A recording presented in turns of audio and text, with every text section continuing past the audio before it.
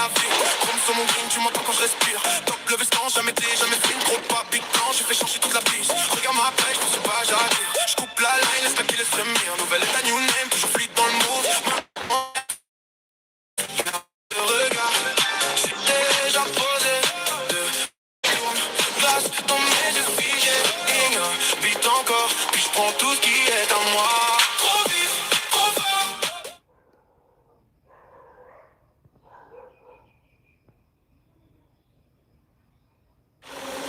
The Esports World Cup, the most elite competition in the world.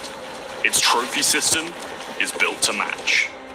The Club Championship Trophy, awarded to the one club that rose above the rest and reigned supreme across all EWC games.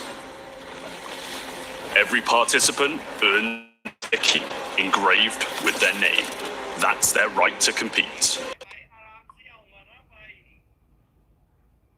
Reigning champions hold a key unlike any other.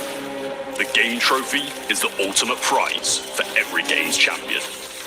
Incomplete until a champion's key is inserted.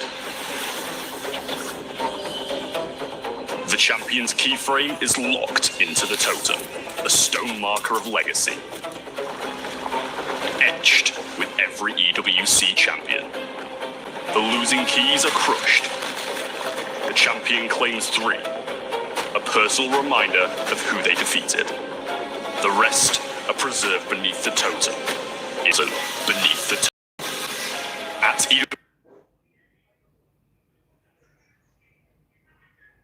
EWC, nothing is granted. Everything is earned.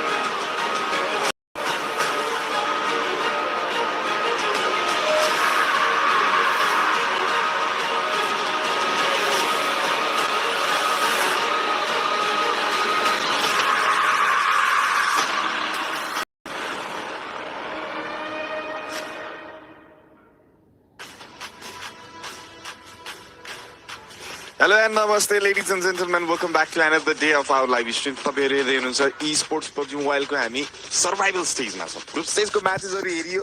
A raw B ग्रुपको धमाका थियो. Group of death भनियो तर यसो still गर्यो group B ले. जे जस्तो हेर्न पाइयो त्यो एउटा एपिक ड्रामा थियो. अब यहाँ आइसकेपछि के देख्न पाइन्छ त? सर्भाइभल स्टेजमा हामीसँग चिरपरिचित नामहरु जसले अघिल्लो स्टेजबाट डाइरेक्टली फाइनलसम्मको यात्रा भने देखाउन सकेका थिएनन्. सो उनीहरुको लागि सुनौलो मौका लिएर अर्को एउटा स्टेजमा हामी भने चाहिँ उत्रिएका छौं जहाँ हामीसँग 16 टिम रहनेछन्. दुईटा डिफरेन्ट ग्रुपका टिमहरु. टिम लिस्ट आउँछ त्यसको बारेमा हामी चर्चा गर्छौं. अझै पनि further more topic of discussion हामीसँग थुप्रै रहेको छ. यहाँबाट 6 वटा टिमले फाइनलसम्मको यात्रा देखाउन पाउनेछन्. हामी लास्ट चान्स भन्नुपर्छ यसलाई स्लट कम हुनुपर्छ त भन्दै थियौं तर यो सबै कुरालाई बिर्सेर अबको सिचुएसनमा जे जस्तो स्टेज भए तापनि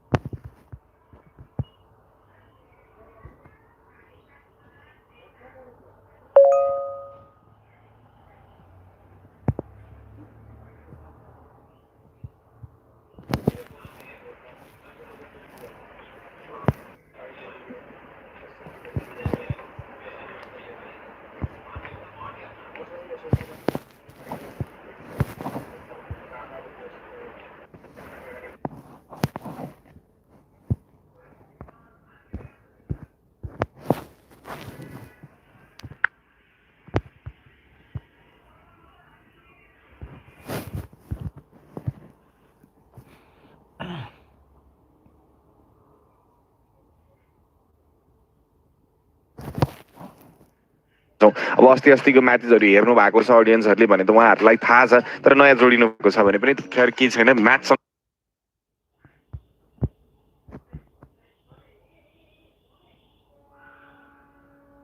राख्न सकिन्छ लगायतका कुराहरू भने चाहिँ माध्यम बनाउँदै जोड्दै भने चाहिँ हामी जाने नै छौँ। So group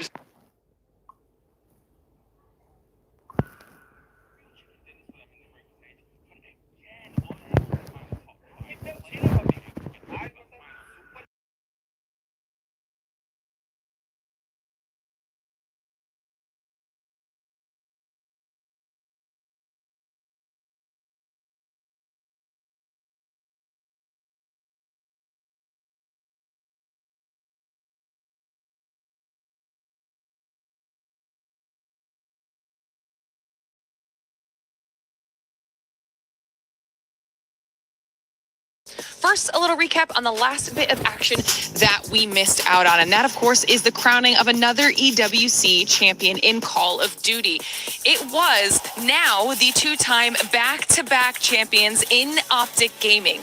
They were able to claim the win over Heretics in a tense back and forth. But at the end of it all, they were not able to be taken down. This was a massive win for Optic Gaming. But as we prepare to dive into Week 6, it's time to talk about what we've got going on our stage. Because today is day one of the survival stage. Now, when it comes to the CC side of things and what storylines we're going to be focusing on, it's all about AGAL. After a second place and a first place finish last week, there is a lot of pressure on this team's shoulders to get some more points on the board for the AGAL club.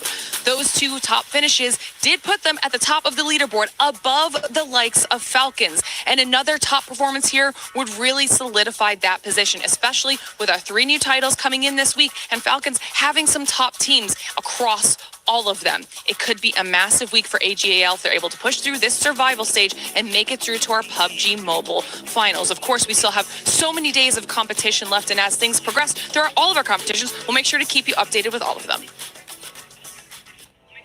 Thank you, Glitter, for that club championship update, especially with everything that's going on, and also to Kalaris and John to giving us that breakdown of what's been going on. But you know what? Let's just jump in. Let's talk about the only story of the day, which is going to be the Sponge. Those top teams that were in the group stages are not going to be here. One of the teams we'll be looking at, though, is going to be none other than AGAL.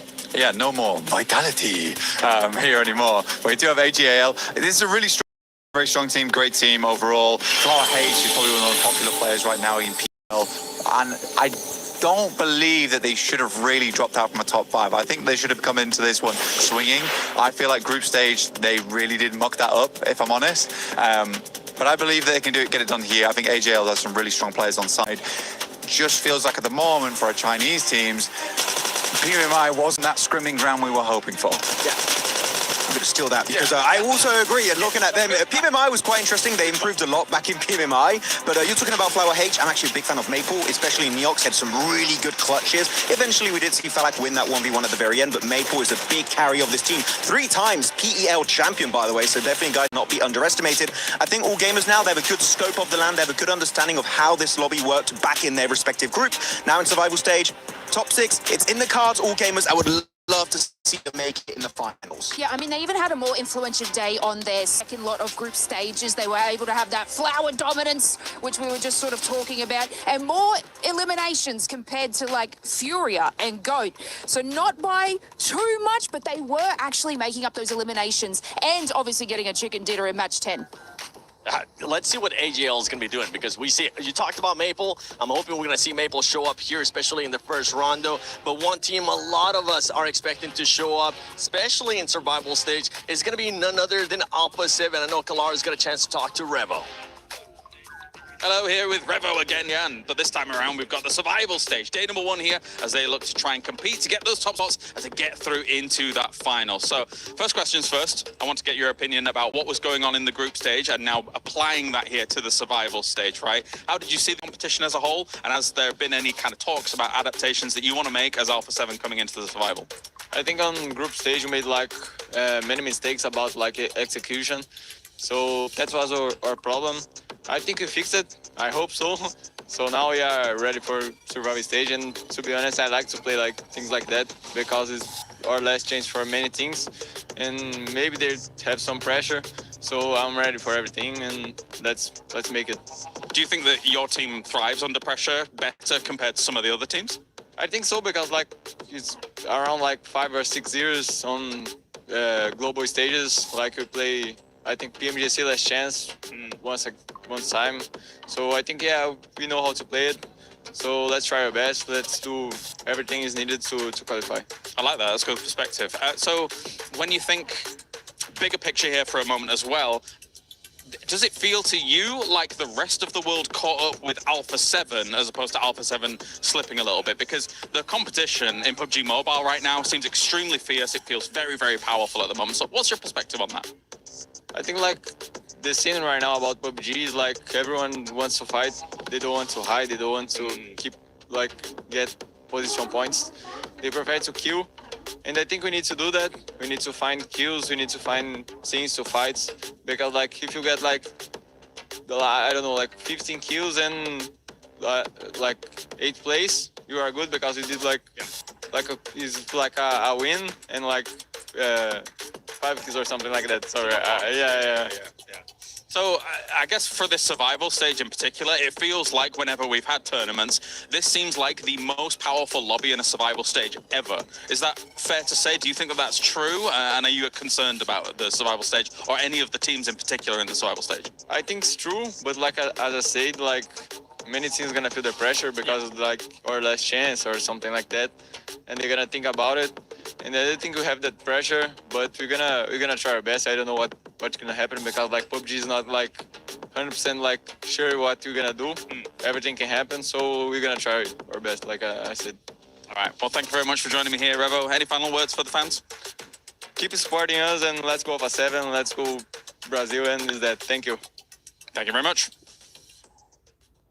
Thank you, Revo. Thank you, Calaris, for that amazing interview. But with Alpha 7, they need to show up, and they need to show up from the get-go. Yeah, they do. And I really like that question from Calaris. Do you think Alpha 7 is sort of slipping behind the pack and the rest of them are sort of skyrocketing? And when you have a look coming out of the group stages, they were at a 3.25 elimination average. And their contenders, Nongshim and also E Arena, were sitting on 4.5. And E Arena, obviously from that fantastic starting game, was 5.3, so it's about a 24-point gap between some of the teams that they need to verse today in the survival stage. So it is going to be difficult, especially watching the way that they weren't able to sort of take control of any sort of fight that they were in. They did go for these fights, but it looks like that power just kind of slipped away from them.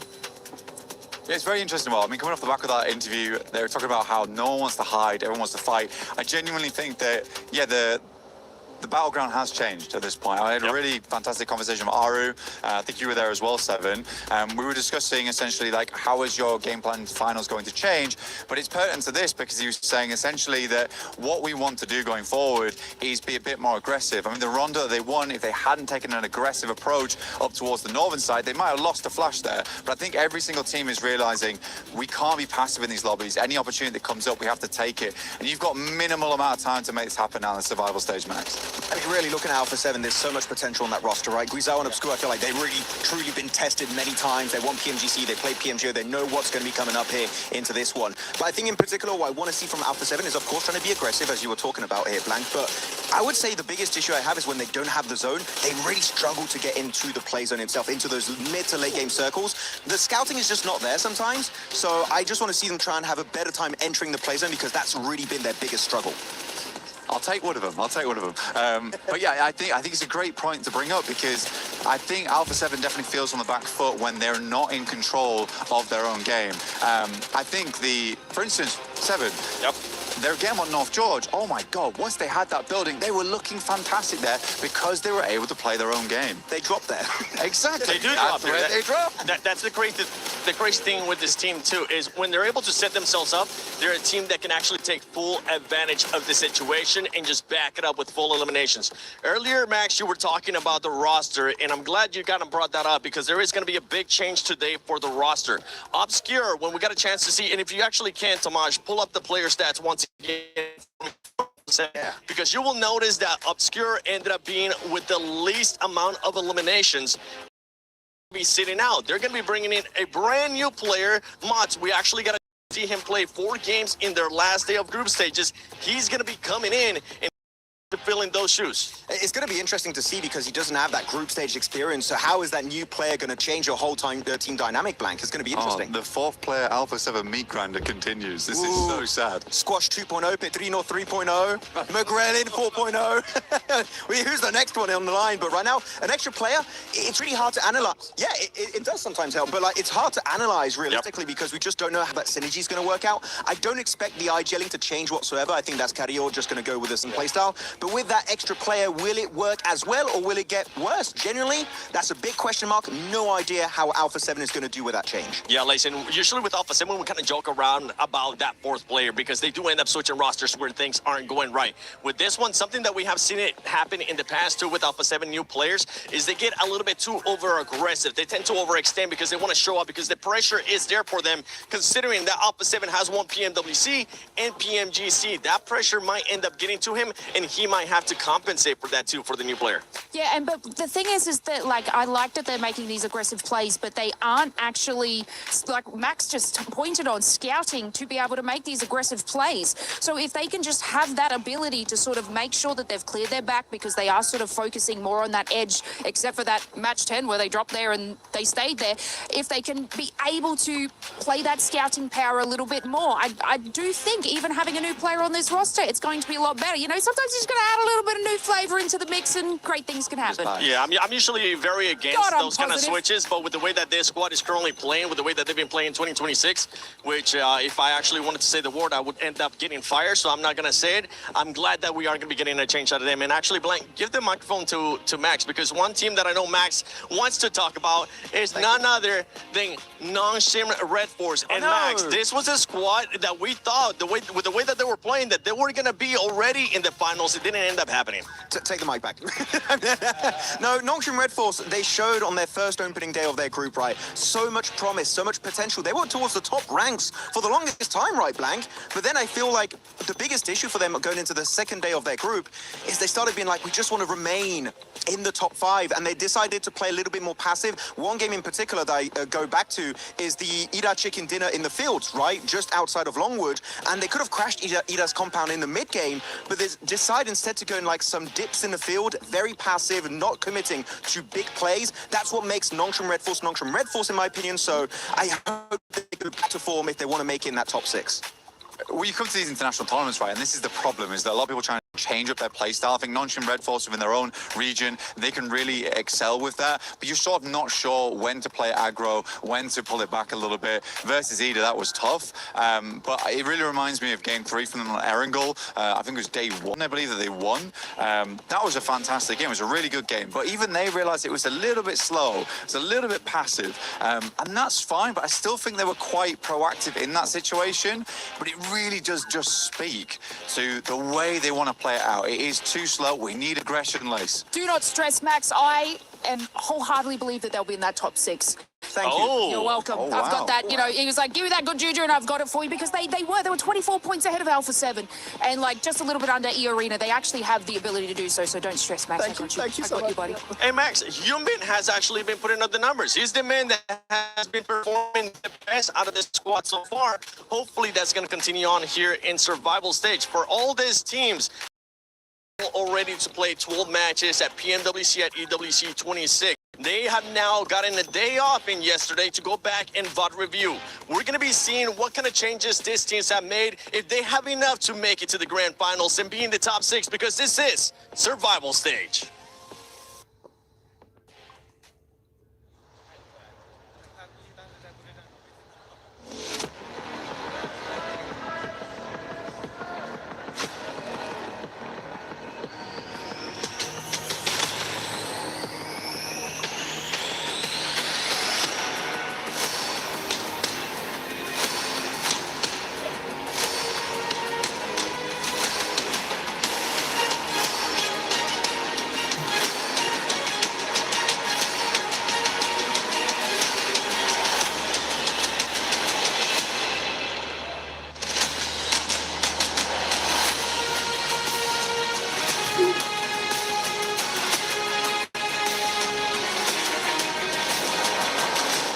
16 teams live to fight another day, but now there are no safety nets, there are no second chances. Now you have to bring your A game or your key will be sent to the graveyard. Yeah, some came close making it in the finals. Others came close to elimination.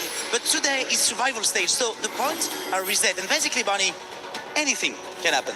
One mistake could send months of preparation out the window. However, one moment of brilliance could keep the dream alive. Yeah, indeed, Barney. I can see them. They are ready. So it is time to welcome our team on the stage. Starting with Geek Esports.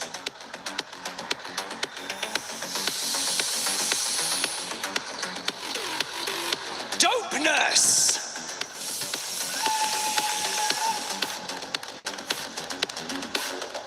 Team RRQ.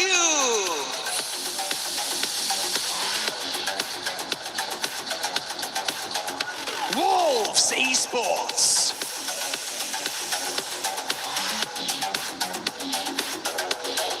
Kiwum Derricks.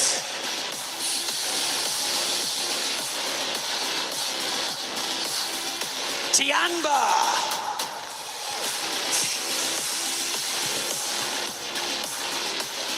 Al Hula Club Esports.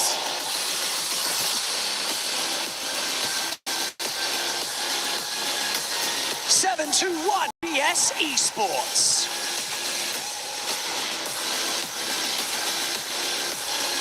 Furia.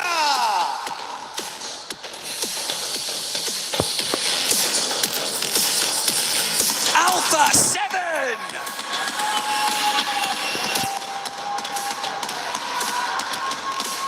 Go team.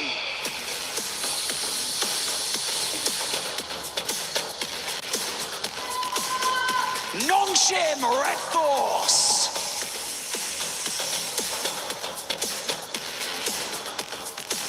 AGL.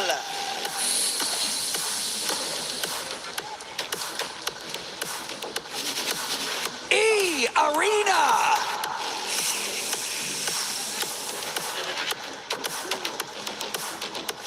Pools Esports.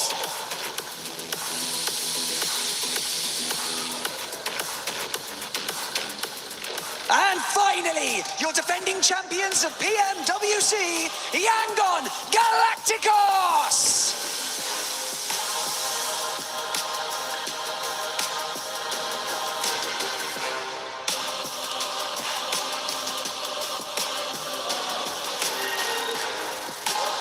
Today, you won't survive by hiding. Fight smarter, adapt faster, and deliver when the pressure is at its peak. That is what it takes to keep this dream alive. The group stage is behind us. Now a new fight begins. Welcome to the survival stage of the BMWC at EWC 2026 in Paris.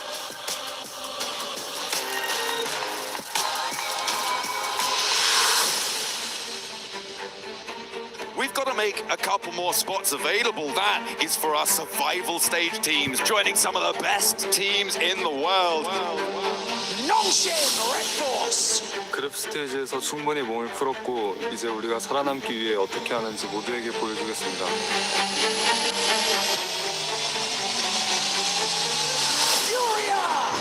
Não tem mais chances de errar. A gente vai dar o nosso melhor no survival stage para passar para a final. Go team!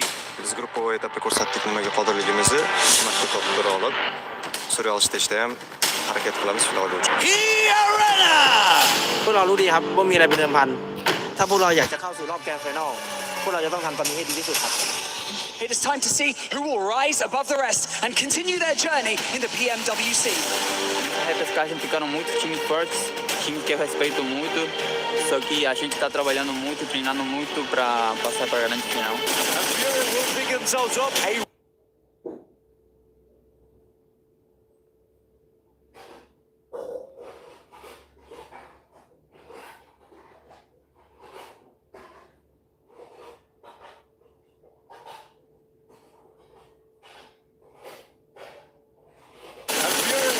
Themselves up a win, a real turnaround today. Biz bu MVK turniriga просто kelganimiz yo'q.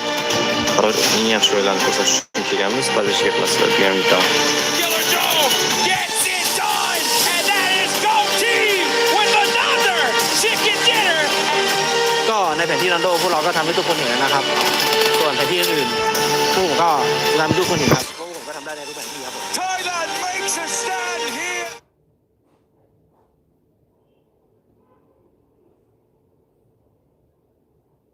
Who has what it takes? You know what? Talking about the group of death, is it Group A? Is it Group B? I think it's the survival stage because, oh my goodness, that is stacked as hell. Welcome to the survival stage. We are getting straight on into it. 10 teams have already booked their tickets directly to those grand finals. We need to find 6 more. How are we going to do that, Jackie? Over the course of the next 2 days, John, we're going to start to whittle down the list, see who's able to, of course, keep themselves fighting, make it through to our finals, and who does go home. Like we said on the stage, right, no more safety nets, no more backup plans. You either do it or you're gone. Yeah, absolutely. There is no chance beyond this one. And there's plenty of teams looking to try and resurge, get a little bit more momentum back from those group stages where they were pushed back down behind that bubble. I mean, E-Arena coming on through with such a great opener and then really petering off over the course of their games, as well as defending champions. Yangon Galacticos still not quite finding their feet within the lobby. Maybe things will change without the presence of those teams at the top, and they could have a chance to get a back-to-back PMWC title, because it was from their previous one. They have their champion Ancient Charm set. Make sure that you guys are joining in with the PMWC event in-game and redeem your perk vouchers so that you can get that Ancient Charm set and have a great time looking that good. Yeah, it is a beautiful outfit to have as well. It looked amazing in person when we saw them come out a couple of days ago back during the start of the group stage. Right, we're going to see it live in the flesh with the rendition of the outfit they had. It looked great. Cultural heritage is well tied into it, so a lot of storylines there with what they've achieved. But that's the fact. That's now in the past, right? Like you say, it's to do it again. It's going to be worst case scenario. You come back here, you slip into survival stage. Yes, you still have a chance, but they want to push for finals at a bare minimum. Yeah, absolutely. There are plenty of teams who are looking to do that. Alpha 7 probably the most notable of those names in and amongst it. They're the only team in the world, the only organization that has got the full repeat of titles, the PMGO, PMWC, and PMGC. The fact that they went out so early in the PMGO earlier this year is pretty devastating. So hopefully Alpha 7 will be able to find one of those 6 spots, and we'll see those drums as well in the finals. But yeah, you will. You'll be hearing it for the viewers at home, absolutely. Bring a lot of support behind them. We saw obviously the big game that they took back in their group stage to at least give themselves a nice influx of points to guarantee survival stage, not be down in the risky areas. I'd say mechanically they've looked good, John. It's just not been an easy run for them whatsoever. There's been not much luck on their side in terms of the circles we've had, the games they've had played. They really had to fight tooth or nail to get in. Now obviously it's a matter of can they elevate that even further. Yeah, keep on pushing, keep on going. Plenty of power from Brazil. Plenty of players looking to try and make their mark. All of those keys lined up around the crusher. You see the team logos sat up on them, right on the precipice of getting crushed, going into the fated jaws of demise. Can't dance your way out of that one. You can't. It would have to be an unreal samba to avoid the crusher. I'm sure Barney would catch you either way. That seems like it's enough for us. We'll start to get our engines revving and slip into this one. Obviously opening it up on Rondo. I suppose it's a matter of what sort of flavour do you think we're going to get out of this, John? Obviously, you think teams are just going to take this in their stride, instantly go into Rondo headstrong, see if they can just sort of bully the lobby early? Well, I mean, we saw that happen before, and it wasn't quite enough, right? Obviously, the E-Arena chicken dinner being so massive, you do need to keep going beyond it. Sure, you can get these early hot drop scenarios, and I'm expecting most teams will do, be jumping straight in onto Neox Factory and trying to get stuck in and amongst it, grab as many points early as you can with those recall towers in action for Rondo exclusively on our esports rotation. But I'm also interested in who's going to be able to secure some of the ground around this one, because I feel like, you know, top 6 is maybe not as difficult as it has been in those group stages, right? When you remove the top 10 teams from the lobby, it opens up a lot of opportunity for teams that were maybe suppressed by the presence of those truly really strong and on-form teams, because there are obviously strong teams that weren't on form, that didn't make it. But there's no longer that suppressive force. It's not as constricted. So hopefully we'll see teams start to find their feet, start to be able to breathe a little bit, get some life back into the blood. I've turned you up in my ears already, John, because I can already hear the Alpha 7 fans starting to get a little bit excited. I know how today's going to go. They're going to really bring that energy early, see if they can get the squad locked in and bring in their best. think you touched on some nice points there, Matt, where maybe it's going to be at a different landscape here with the teams we've removed, right? Obviously, some of them hard cut from the tournament. We saw those keys already destroyed. But for the others that remain, this is your chance to get back into it. We've got the playing path on screen now. We'll see what our circle's looking like and begin to dissect this one. Yeah, Yulin will be the hot drop target with the playing path out on the west side instead of Neox Factory. It's a little bit too far afield to really get stuck in. So, straight on board, we're with AGAL, E-Arena, who have got that outpost in Mormon up towards Stadium. Looking like they're not going to have the better end of the stick on this first engagement. Tony K going down. XZZ wants to find another with a pump action. Jump wide with a micro Uzi, though. And the Tommy gun to back it up. 2 for 2. And Maple now, as a solo position for AGAL, has to try and hold his nerve against the 2 from the arena, but they are both very low, Jackie. Yeah, they really are. A lot of damage done to either side here, obviously, hoping to see if you can pick pieces together. If they can close out on this and get the next 2 elims off the back of it, it'd be huge for AGAL. That's a nice react. Maple, swift with the SMG up close. Schweppes trying to tuck in and get himself top back up on the old HP as well. Maple's got the 1 nade, John. He pulled the pin earlier, and that was what prompted the push forwards. Joker unlikely to be getting back up here. Swaps out for a sniper in close range. I mean, sniper's as good as a shotgun if you hit the shot, but will he be able to do it? Running low on ammo, desperately searching for these weapons now. Still, just the smoke here. I think this fight might be isolated. Both teams will be able to get these recalls, remember. These points are starting to come through thick and fast. It looks like Yangon Galacticos have got 3, Goat with 3, Maple with a shotgun now is back on with the fight. Maple baiting it on a pre-fire towards the window. Schweppes with a lean in. Quick opportunity to stim whilst the rest of the lobby against each other. Rapid looting from Schweppes, needs the ammunition to fight with. They get vid one another.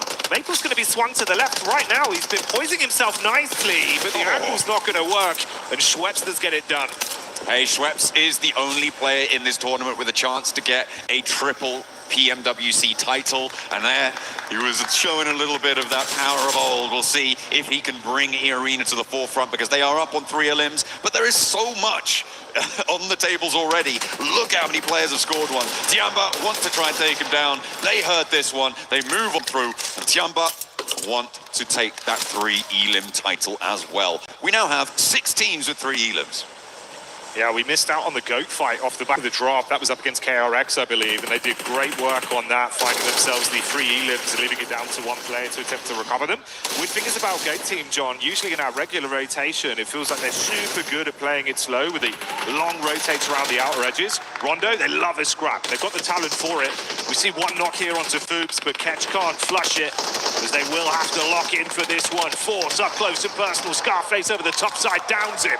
Okay, keep it 2 on the spot as well for Ulf. They do have Kelsey off in the distance, so would be fine. Well, not fine, but it would be okay if Scarface had gone down in that scenario. But to hold his nerve is brilliant, means he can get in and maybe get a couple more points. Look for the confirm onto Foopsman, but it's not going to work. Not on the first peak. Killer Joe has to hit the back, but without a helmet, those headshots are going to ring mightily in the ears if they're able to land. Dropping the smoke, keeping the power, has still got another smoke behind and some more meds, but it's not going to matter. Killer Joe puts him down. So Ulf recall further up to the north with the circle throwing out that way too. We're on board with Alpha 7 now. Yeah, A7 coming in swift. Ooh, good damage done onto QZZ here, trying to keep Tiamba down. Make it uncomfortable on the peak. Awkward pixel angle. Can't quite thread the needle with it. Milu wrapping over to assist. The squeeze out does get aggro. Good moves on the peak, but that was swift. Straight past that windowsill and in with the shotgun shells. Alpha 7 get dismantled by Milu. What a pullout for Tiamba, able to just swing past that entire fight. Alpha 7 do have that outpost and can go for the recall. Teams are starting to outstrip each other on these elim counts, but Tiamba on 6 elims. GOAT team as well, getting those 6 on board is a great start for them. Looking to start transitioning now into the mid-game, get up north, because the circle is quite dramatic up there. A lot of it is cut off by that river, and the crossings are not as easy as on other maps. Yeah, that was the thing. We didn't quite catch it, right? Obviously going from that very southern sort of plane path we had into a hard northern shift on the circle. A lot of teams going to have a big rotate here. We'll see if it comes back to bite some of our squads that would prefer to be set up a little bit earlier. Furia looking to get out of Yulin towards that north side. Geek have already sent out and that away from it as well.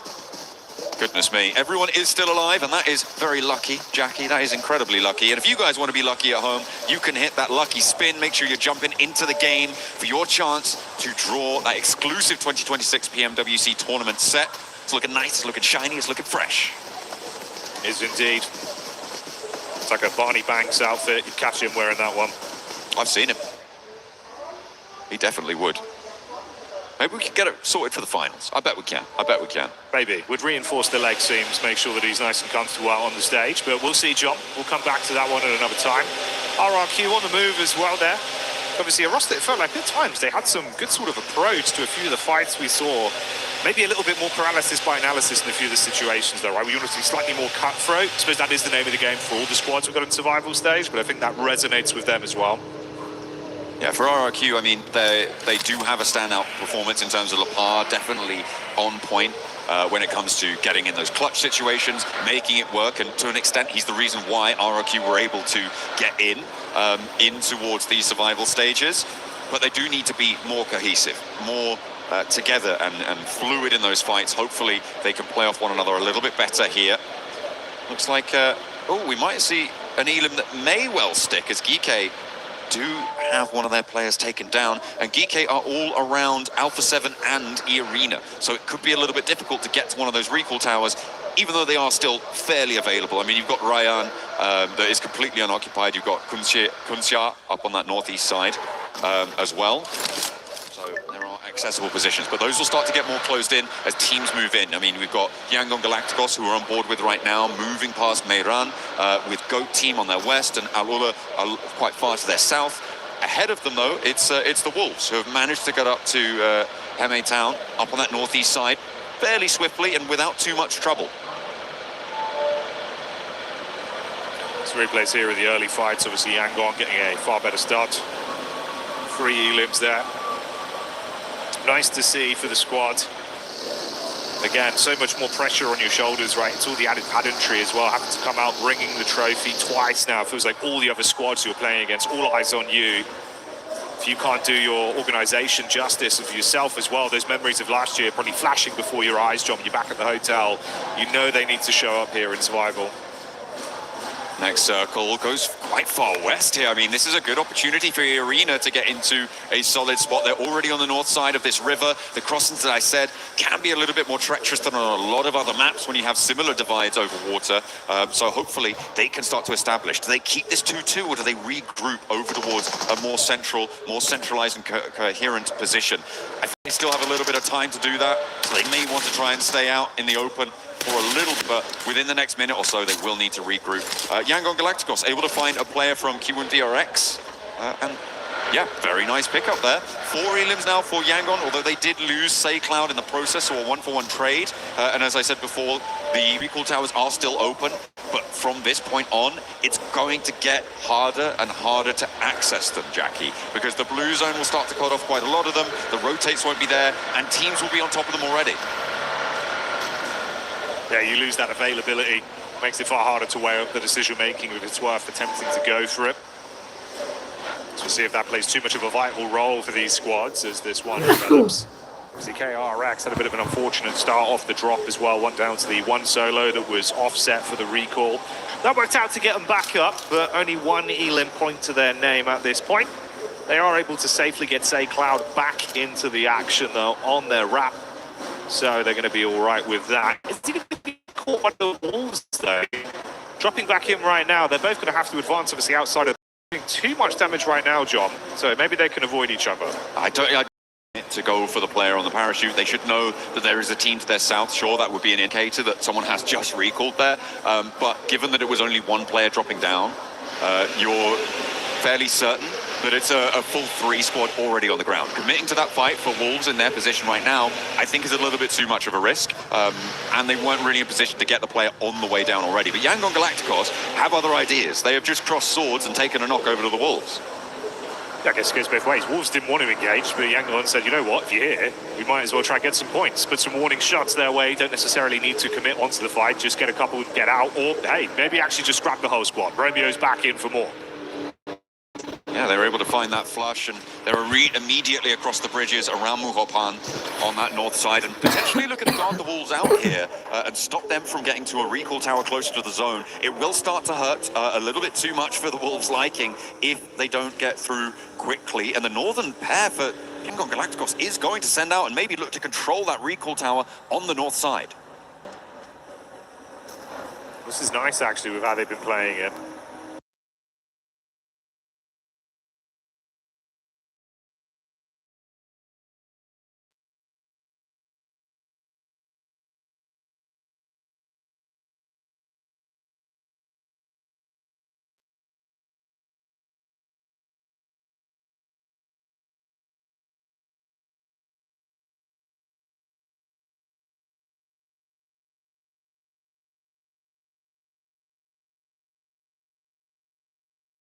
That recall. If Wolves come up to it, they catch them. Okay, the circle's on the north side as well, so pretty important to get a position up on that north edge. As I said before, E-Arena now in a very commanding position, and maybe Rondo's their map, who knows. They haven't managed to get a huge number of elims early on, but then again, they didn't when they were in their stadium chicken dinner either. They have already got 4 as well, which, as I said, not huge, but still pretty significant. Ryan, having that recall tower in and available for the next about 4 minutes or so is going to be quite important for the team to corral the Wolves against them. But the North's taking a bit of a risk here to try and make that fight work, to try and hold this one out, using tempo to get towards the zone. Yeah, investing a lot into this now. At a certain point, it becomes a matter of cutting your losses. In the downtime amongst that conversation as well, we saw Alpha 7 actually go down to a duo. Thankfully, they've got one of their players back up, the other not so lucky yet. That was this encounter versus Non-Shin Red Force. A side that's surprisingly powerful when they're feeling confident. Revo out of the running already, John. Shot at the back of the vehicle on the exit. Not ideal. Oh, and it's very difficult now to get to a recall tower. There is one to their northwest. They might try and break for it, but Nongshim, I think, have read into that and have moved 2 of their players out towards it as well. For Alpha 7, it feels like a 3-play on. And I don't think they're going to be able to go for it. Ulf have got 2 of their players right behind this ridgeline as well. The backstop 2 for Ulf, Ketch and Kelsey, have yet to cross by Stadium, but it seems like with Nongshim Red Force on the move, they can just get gone. Wolves do manage to move all the way over on the north side of Yangon Galacticos. Goat team are now going to bear the brunt of the aggression from the defending champions. Yeah, didn't expect this one. Goat, they were quite far back towards KRX's position, but they've wrapped up towards the northern side, got stuck into Yangon. Already been able to knock out 1 player from the squad, leaving them with a triple threat. Yangon actually doing pretty good work here, right? Coming out tied in first place between 3 other squads, and Tiamba and Goat, the squad they're head-to-head with here in the fight. So cleaning up on this one would be huge for them. Ooh, looking to do a little bit more damage, but they'll be content with the first knock, and they do have their backs to the blue, so need to be careful. The zone is going to hurt pretty significantly here, especially as stage 4 starts to come on through. It's going to be unresable, so you have to get on the road.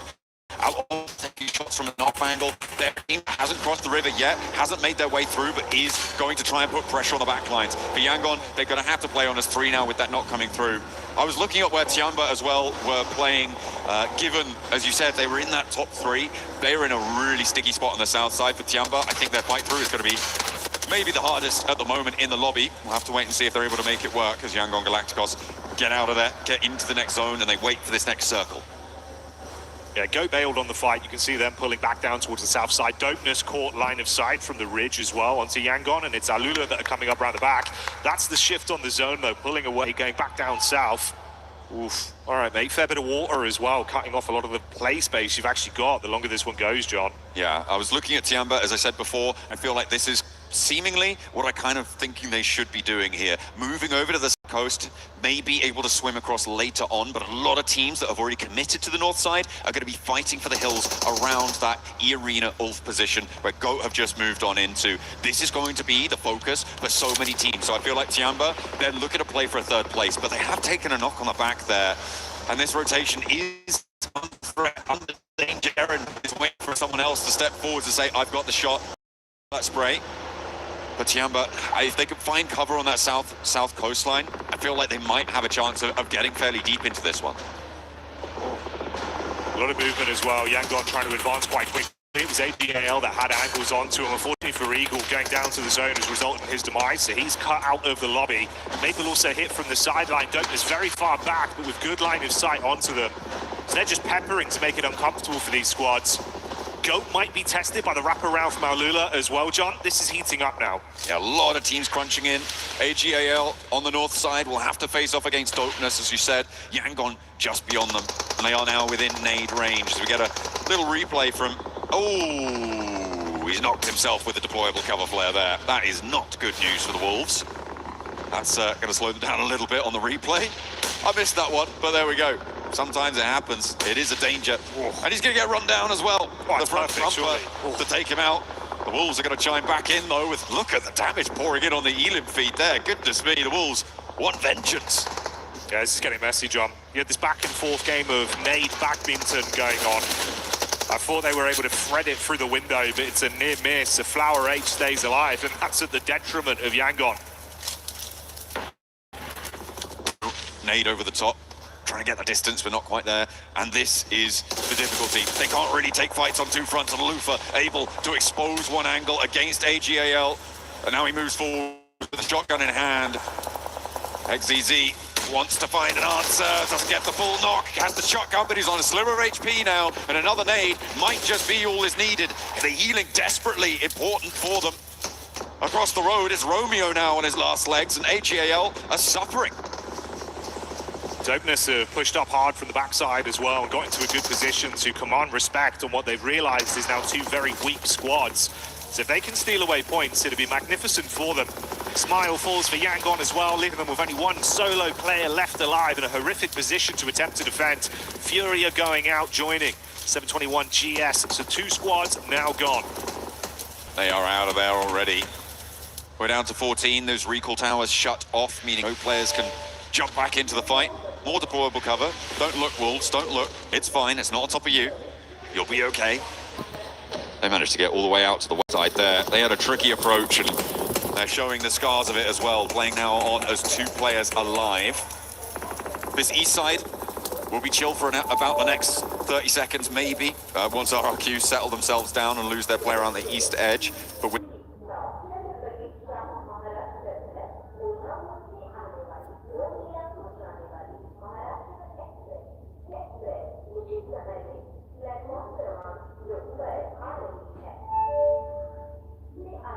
But with this circle, it's gonna have to get trickier again. This has been so nasty for the teams out in the east to be able to make their way through. They have been on the brunt of these circle shifts.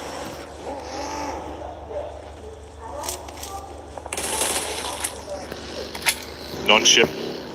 Getting a bit of a look down towards the road. Meanwhile, amongst all this, we've seen another play coming out. To everyone at home, to their fans, to themselves maybe even as well, that they do deserve one of those spots, and here's the place to do it. Another knock over the top from a nade from Goat, doing damage, suffering across a lot of different teams right now with nades flying back and forth. A close proximity engagement is not favorable. Irina were under pressure from Dopeness, but they handled it. Seems like they're doing okay. Mormon does get flushed away though, and hang on a minute, Irina may not be able to handle the pressure because Goat and AGAL looking to rock up all at the same time. Four teams now on spot, and Dopeness up on high, taking shots, laying down the lead. Oh mate, sweaty bullets on the push in. Panic stations, and they just can't compose themselves to slay the Goat. Thankfully, Kenji with the sacrificial nade bounces it out the window and hits that one on top of Moxie to leave them down with only a duo in position to attempt to fight here. Awkward collection of players all amongst each other. Tourniquet, nade, cooking. Doesn't quite know where these players are, and I don't blame him. The amount of chaos that just happened. Two teams descending immediately just after another one crashed on through. On the southwest side, in the meantime, Alpha 7 do go down to Geekay. That southwest side is clean. Spicker moving on out. Spiker around the corner. And Goat will be able to hold him for one. Moxie down, but will be resible. Dangerous scenes though, E-Arena. They can smother blood in the water, they'll commit on the peak, spam into the smoke. They had a rough idea of the angle, and the bullets will find their target. Amongst all this, Alula have been scrapping up against Ulf. Quick. Wanted to keep the pressure on. Ulf have been shredded down time and time again. It's just Eren remaining, the star player on the roster. I don't think you can call him young blood anymore. Tiamba did manage to get across the river in the meantime as well, Jackie, and they're on 8 elims. They've got 3 players alive. They're not looking too shabby right now. And they have an oversight onto this fight. If they could spot Alola on this roll-up, Eren may be able to take 1 or 2 of them down, and they may be able to shred the backlines, but it's getting away from them. The pace of Alola, just a little bit too much for them. I think that pace is the operative term as well, right? We've seen them be quite passive in situations where they have had advantages before back in the group stage, and that was a problem for them. So the fact here they're willing to actually take some of these encounters a bit more headstrong, it's good to see. Zone crunching in there again as well. Top of the Wolves. They're on the north side, but their 2 players, Yangon Galacticos, finally go down. The early powerhouses of the Elim feed starting to wane now. Yangon Galacticos go not quite going to stay the course. But Tiamba have a big opportunity here on that south side. If they can push past Eren, get control of the hilltops. But it's Alola, their major competitor, on that southeast side.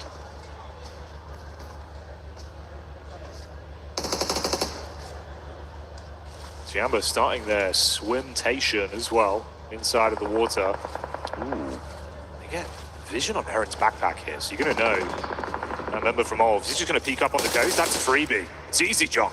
Yeah, Gike looking for the shots from the high ground, but not quite going to land in time. And now the rest of Tiamba can look to suppress the position from the backlines, allow the push forwards. But Milu also under threat from range, but Alola chime in to keep Tiamba safe.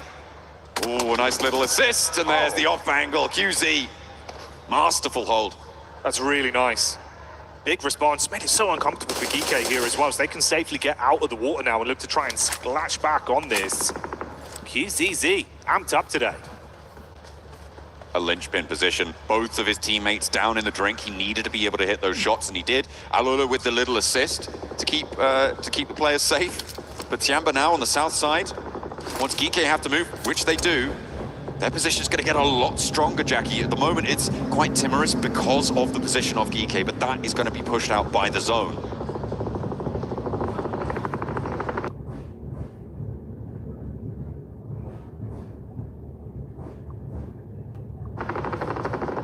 Milu responds again. That fight does continue between the 2 sides, taking casualties amongst each other, whilst Alola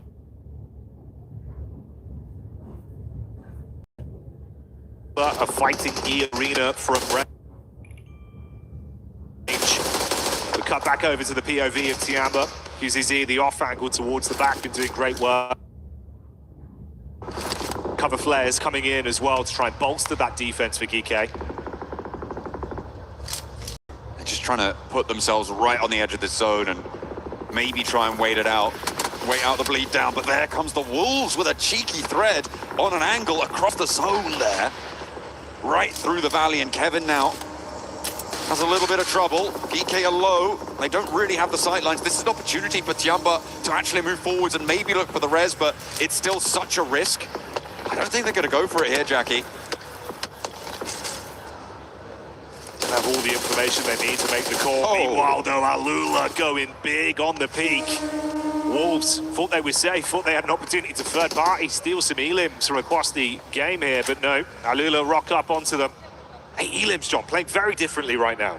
Yeah, that's what you need to be doing here with those 8 elims, with all 4 of their players alive, the only team to have the full squad in action. This is the last chance as we're on board with Tiamba to get this res. I don't think it's going to happen. He will bleed out, so Tiamba playing with 2. That's pretty nasty. They did have an opportunity to move forwards and maybe take more control here. Gike helped out by the zone again as Nongshim Red Force on the north side get cut in across the road from everything. Alola have to move, as are E-Arena. Oh, shots from the side in Nongshim. That's easy. Tizzy, good work done with the Org. Saw the reposition from Tony K, setting up vehicles, so they'll take the scrap to him. That's a free man. Like you say, not a bad position to be in as well with a shift on the zone. And they follow to Joker. So E-Arena down and out, not the Rondo masterclass that we've seen from them happening here. No, but 11 points is still very respectable, Jackie. They will be able to put up a good start to proceedings. Guaranteed they're on the front page. The question is, who's going to join them? The shots ring out, continuing to put pressure on Geeke, who are struggling to march forwards. Tiamba don't have vehicles to their name. They are really still just waiting on Geeke to have to move, and that is the first indicator that they are going for it. They should know that there's only 2 players over there, and Tiamba can start to move forwards now, and I need them to be able to do that, right? Something that we were criticizing them for was being a little bit timid, being a little bit shy. And so now, stepping forwards at the right time, that's what they need to be doing, and it looks like that's what Milu's gone for. As the rest of the teams joust across the zone, Alola have to descend on one side of the hill or the other. The question is, which do you choose? With the zone coming in, Alola on the rocks, being peppered down from Nonshin Red Force. It's keeping them very weak, making it uncomfortable for the hard commit on the wrap, but eventually they've got to push up. Going to be somewhat exposed here as well. If they're aligned in their crosshairs, they could punish. Thankfully, the map geo providing just enough cover for them to tuck in. Tiamba, you touched on it before. When does that change, that mindset going to come alive? Because if they don't start to get a bit of a periphery scan on the go here, you could have Alola wrap in around the back, possibly put pressure onto them, just remove them from the equation before they even try and make a move for themselves. I mean, they really can't move until Ragnarok does either, which is the nasty thing for them. It is causing a lot of problems. They can redistro ammo for Tiamba. But they're crossing of the road and bring Alola back down to 3 with them.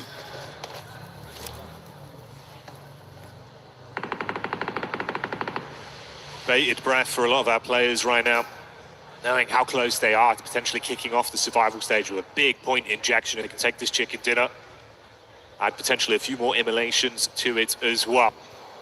Milu and QZZ still scared about what could be coming out if there's angles watching their way. Nonshin have had a good understanding of the wrap that we saw from Alola as well. So the minute they pop out from behind that rock, there's not really much cover on the rundown. Some really nice elim counts for a lot of our teams moving forwards. Tiamba getting that res could prove to be crucial. The knock sent towards Alola, allowing them a little bit more mobility. The lack of sightlines from Alola, not quite controlling. And they just lost another one, R3B. On the back, really not going to be resable either. This is going to be a very difficult dash, and Nongshim will read into this. They're moving out already to try and control the ground around them and get across the road into some sense of security. But it is so few and far between. Everybody operating in inches right now, Jackie. There is no grander dimension on these really close quarter scenarios. Step one way too far, one step either side, and it's a completely different story. But that is a big pickup on the Nongshim to bring them down to 2 to stop their 3rd player regrouping onto the south. Every team starting to lose a lot of the battle of attrition here as we get towards the fine margins of this game, like you say. Oh, Geeke as well spotted out. Yasser with a reposition. The eyes lighting up for Tiamba, but knowing now the pressure's going to be put on them from Alola on the hillside. Never gets any easier, John. Using those nades to create potholes moving forward, steps up for the flush. Now Alola can commit to trying to hold this high ground and try and use its position, the geometry, to maybe get a pick, but they're just not quite finding it. They're starting to wane now. There's Nongshim gonna try and bear the brunt of it, but down go Alola, and a knock already over towards Nongshim. Gives Tiamba a big chance here. Timid Tiamba no more. They start to play with confidence, knowing that they can take the fight to Nonshin Red Force. A squad that we were surprised was so far down the standings back in the group stage. Let's see if they can kick it off here in survival with a big chicken dinner and assert dominance in the lobby. It's not going to be so easy for Nonshin as the nade blows them away, and Tiamba take the opening game of the survival stage. That is how you change your story. Tiamba with a huge opener. They played from that south side. They read that they couldn't get across that river nice and early. They played on the south coast, a little bit of a bet hedger, but they did manage to get across the river. They transitioned at the right time. They moved at the right time, and that is the change I wanted to see. The question will be, can they keep it going for 11 more matches and keep that pace going? Nongshim Red Force as well, really well held on that north side. The angles that they were maintaining, they knew what they were doing, and it reads into what we were saying about them before, that strategic masterclass that we desperately want